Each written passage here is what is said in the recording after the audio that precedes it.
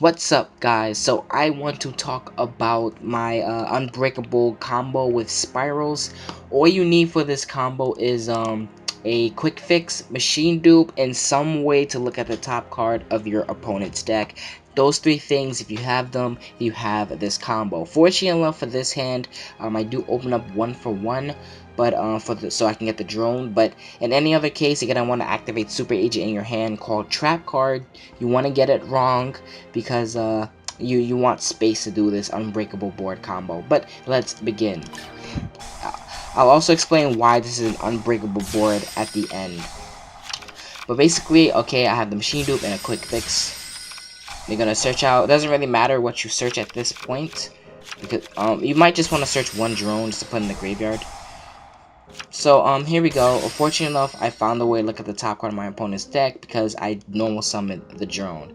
Now I'm gonna activate machine dupe on drone, but that part of it is not necessary. What matters is now you're going to link with these two so you can get Master Plan's graveyard effect. Also, you're gonna search out the mission before you do that.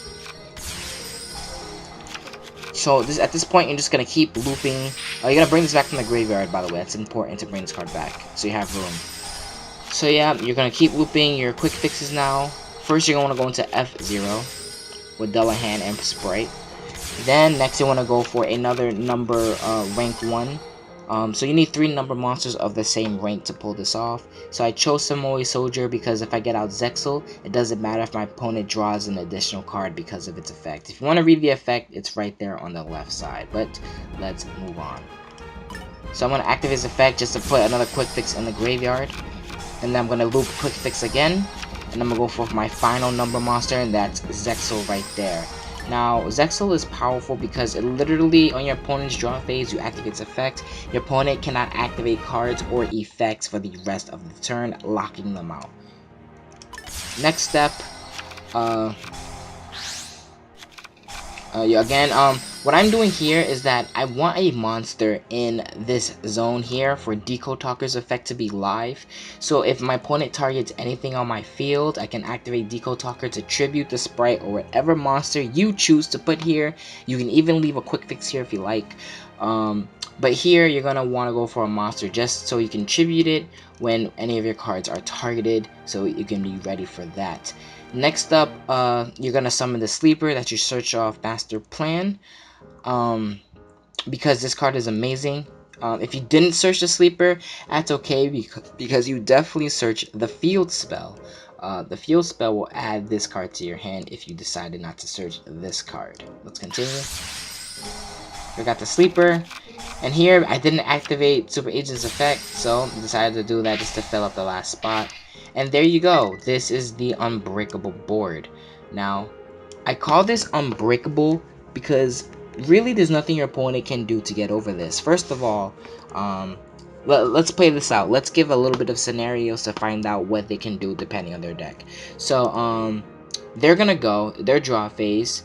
I activate Zexel. Standby phase, we both draw an additional card.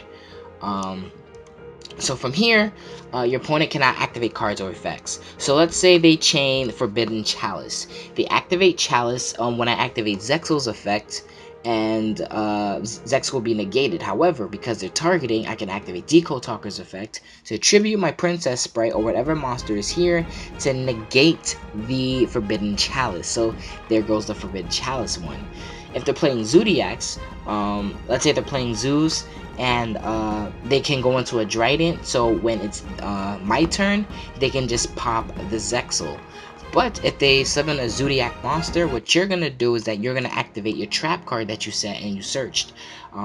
So you activate Utility Wire on their Zoo monster before they go into their XZs, and you put it on the top of their deck, and you pretty much have to end their turn. Now let's say they have a kaiju.